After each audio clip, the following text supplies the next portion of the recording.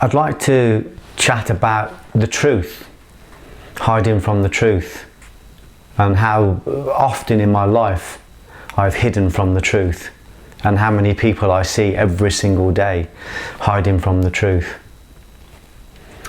I'll tell you the story about my friend Wael, who's a very successful martial artist. He's one of my students, but he's a very successful poet and a very successful martial artist in Dubai. If you're in Dubai and you want to train in martial arts, Wael is one of my instructors over there. Him and his wife Shamila are very beautiful people. And he told me the story about when he was going to Mecca. And he said that when they were going to Mecca, because he's a Muslim and they are duty bound to go to Mecca at least once in a lifetime. He's going to Mecca, he's with his mum, and he said there are hundreds of people travelling towards Mecca. And he said while they're walking, he said this guy's wandering around healing people, the healer. And the doctors there's some doctors, walking with them, and the doctors are very upset by this healer. They're all saying to people, don't trust him, he's not a doctor, he doesn't know what he's doing. But Wael said to me, he's healing people. But even Wael said he felt sceptical. He said he felt sceptical at this bloke because he was just wandering around healing people, and he said there was just a natural scepticism or a natural fear rose up. But then this guy healed Wael's mother.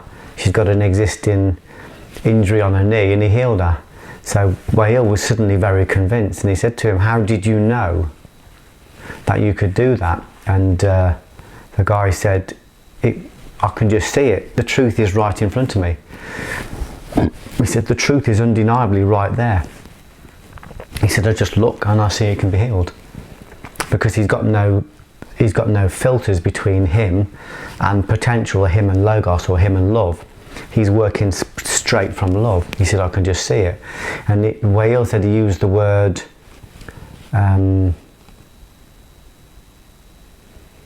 it'll come to me in a minute. I've been talking all day. You can tell I'm tired, can't you? It'll come to me in a minute anyway. The word will come to me in a minute. Yakim. The word was Yakim. He said, Yakim, the truth is undeniably right in front of you. But he said the truth's in front of everybody, but they have layers of conditioning, they have layers of old scripts, they have layers of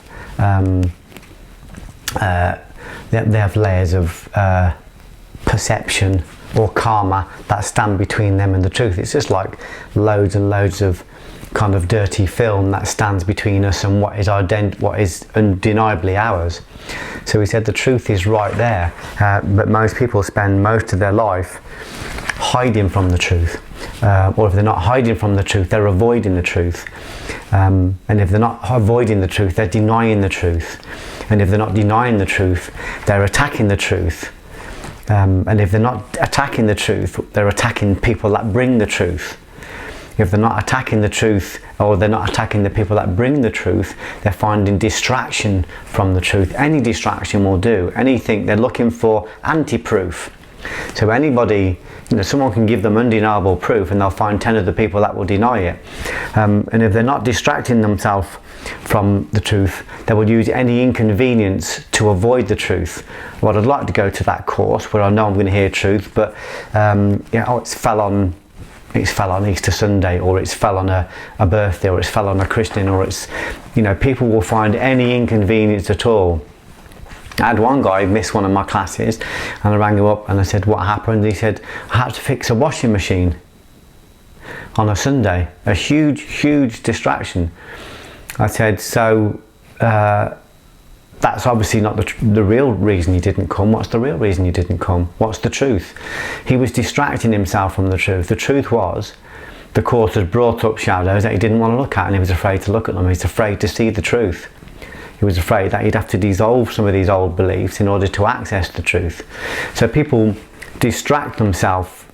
They find inconveniences to avoid the truth. If they don't find inconveniences, they'll invent reasons not to access the truth. They'll imagine things that will stop them accessing the truth. They'll borrow them. There are people are incredibly creative when it comes to hiding from the truth. And I know because I've done it myself. And I guess to some degree I'm still doing it now. I'm still working on, I mean, just yesterday a shadow came up, and me and Sharon had a whole kind of hour talking about this shadow that had risen. I thought a shadow had risen up in her, and I said, I see this shadow, and there was a shadow there. And she said, yeah, but I see your shadow. And I said, well, tell me what you see. And she told me, and I said, fucking hell, you're right. So I was able to see that shadow and instantly dissolve it, instantly. And she was able to see her shadow, but she tried to deny it. She tried to hide from it. She tried to attack it. She tried to rationalise it. She tried to find reasons why it wasn't true. And I just said, none of that's true. This is what happened, and that's not who you are. That's not your true self, because that what you were doing came from fear. And she said, yeah, but your reaction to that also came from fear. And I said, yeah, you're right, it did. So she saw a shadow, I saw a shadow.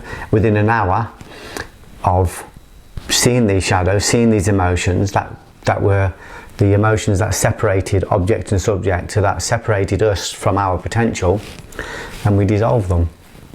We were able to dissolve them by seeing the truth, by breaking down the films, or what Freud would call the buffers, the defense mechanisms. We break down the defense mechanisms by saying, that's not true. You're saying that, but that's not true. I've had a conversation with somebody once, and I said, he had an issue. I said, what is your issue? He said, this is my issue. I said, but that's not true. He said, it is true. I said, it's not true. I've got the proof. Here's the proof. Oh, right. Well, it was because of this. And I said, that's not true either. You're presuming that's true, but that's not true. And he said, well, it was this. And I said, that's not true either. I said, what is the truth? I had a friend say to me once, he was attacking somebody that had stolen. And I said, I understand how you feel, but you steal. And he said, I don't steal. I said, but you do steal. And I told him all the places where he stole, places where he was subtle about his stealing, and places where he'd rationalised where he's stealing. And this isn't a criticism of him, or it's not putting him down, because I've done exactly the same.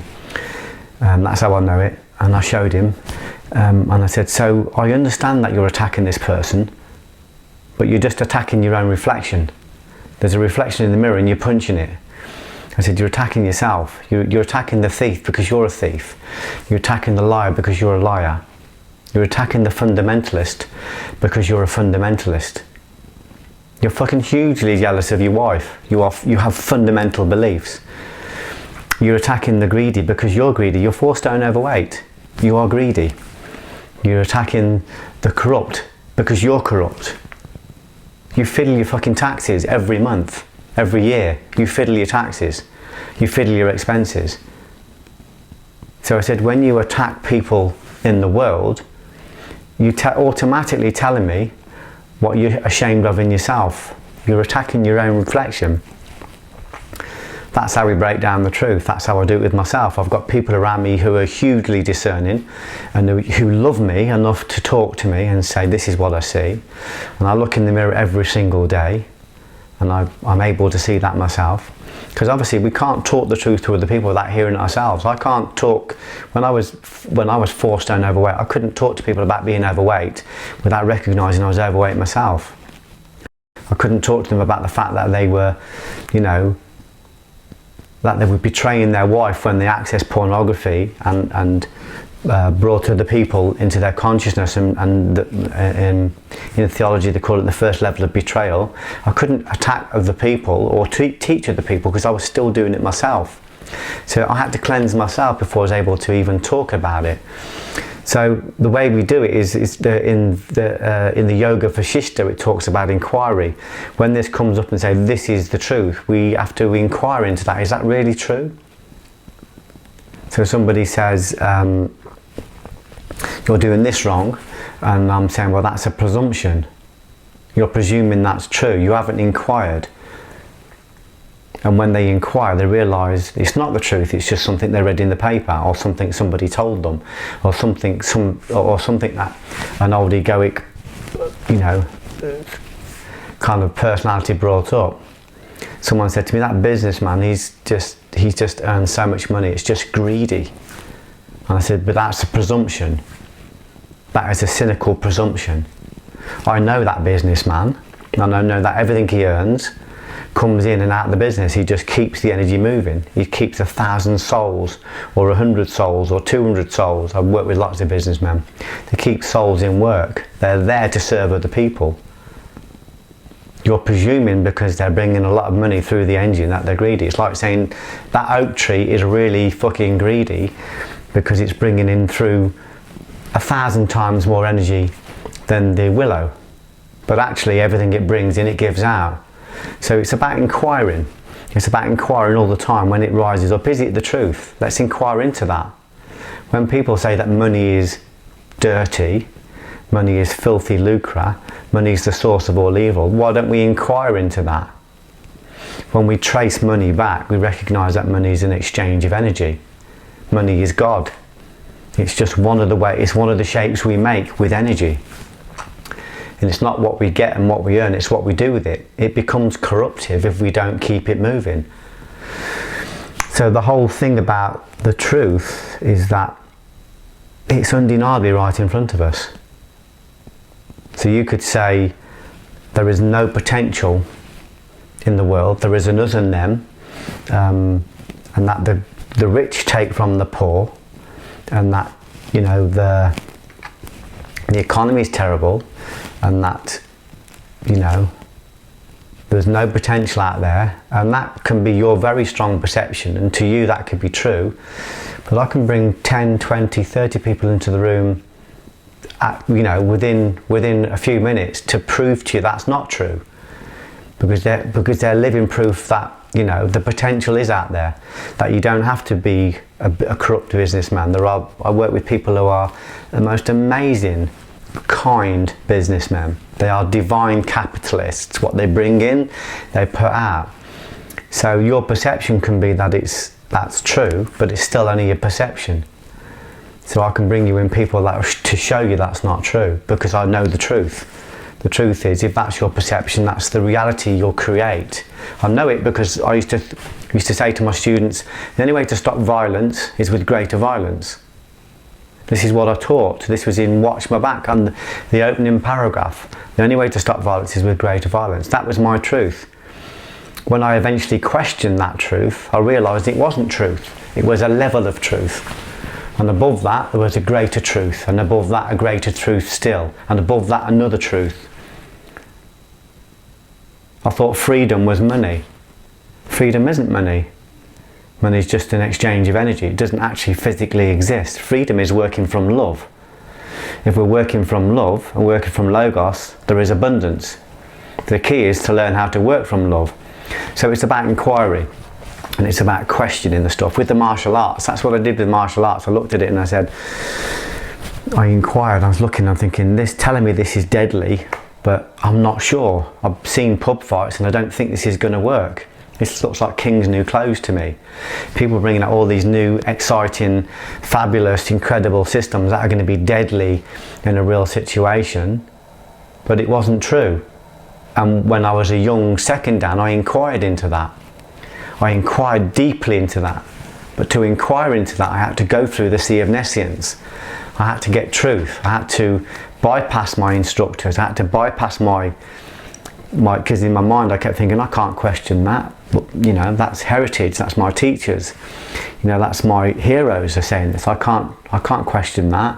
When I did question it, I got shot down. So eventually I just thought, I'm not interested in what they think, I'm interested in the truth. So when I became a nightclub doorman to find the truth, I realised what worked and what didn't work, and it was pretty fucking simple. It wasn't difficult. I realised at the base level that preemption was the only constant. At the highest level, I recognised that the violence in the world is created by our perceptions. It's created by fear, a fearful perception, but perception can be changed. So it's about inquiring into everything. It's not taking yes for an answer. It's about inquiring into everything if you can, to find the truth and not to avoid the truth. Eric Fromm wrote a great book called Escaping from Freedom. He could have written a book called Escaping from Truth, because that's what he was saying.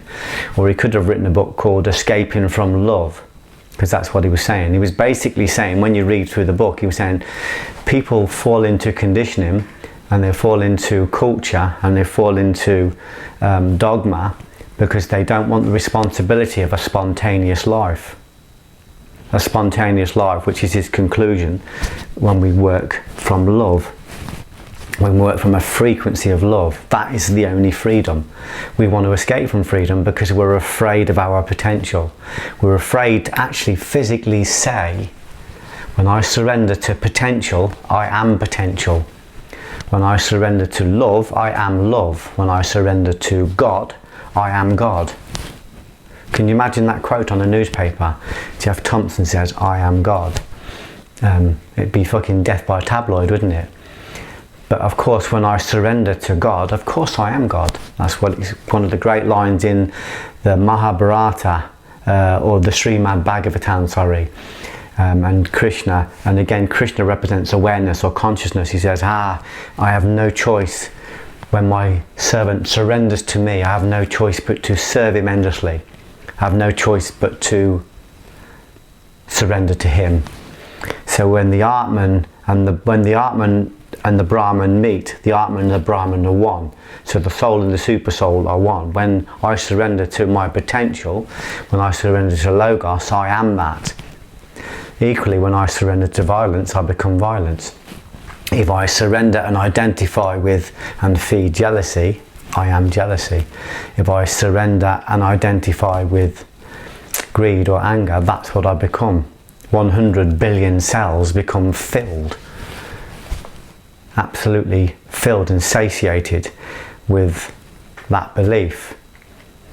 The great thing is that we can train ourselves to get out of those beliefs. Life and reality is a fiction.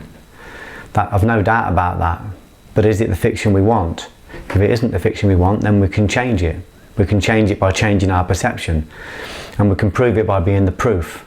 We don't prove it by reading the book. Books can have a massive effect, and they can bring us towards the path to enlightenment, but they can't give you the proof. You have to be the proof yourself. You have to be the proof. And that's all going to be about having the courage to look at the truth. When we say this is not possible, we've got to inquire into that. When we say that the economy is terrible, or when we say nobody can be trusted. I worked with a young kid the other week who was 16, and he said, I don't trust any men. He doesn't trust anybody. I understood it. I was abused when I was a boy. I didn't trust anybody. I didn't trust myself. And I said to him, do you trust yourself? And he goes, what do you mean? I said, do you trust yourself? Do you trust yourself with your own emotions? You know, do you trust yourself in the world? That's all you need to do. Just trust yourself. You don't need to trust me. You don't need to trust anybody else. That's the truth. I was talking about this the other day, and my friend said, what is the truth? I said, the truth is that it's already all ours. All of it's ours. Everything is ours. Everything is everything. We're connected to everything. Everything is connected by energy. There is nothing that's not connected. The concept of separation is an illusion. So what we have to do is look for the truth. And the truth is, it's not about the object or the subject. It's not about me and the fact that I can't raise money. It's not about me or the fact that I can't find a relationship. It's not about the fact that, it's not about me and the fact that I can't find a job. It's not about me and the fact that I can't access love. It's what separates. It's the feeling that separates it. So if I look at what separates me from love, I'll probably find an emotion that says I'm not lovable. I can't be loved. Why would anybody love me? And then when I look at that and I question that and I inquire into that and I trace those children back to the mother, I found the cure. I dissolve it. I dissolve it by questioning it. Is it true? This is probably what they would do in cognitive behavioural therapy. They would question the truth of our assumptions. That's how we find the truth. Huge discernment. So looking for the truth. Stop avoiding the truth. Where are you in your life? What are you saying? That needs to be questioned. Because the truth is right there. It's before you. It's behind you. It's to your left and it's to your right. It's above and it's below. It's inside you. It's outside you. You are a manifestation of the truth. But there are layers in front of that, layers of conditioning, layers of belief, layers of fear that are stopping you from seeing your fullest potential. So just gradually, one step at a time, start to inquire into those. It'll be the most courageous thing you ever do. This is what they call the internal jihad.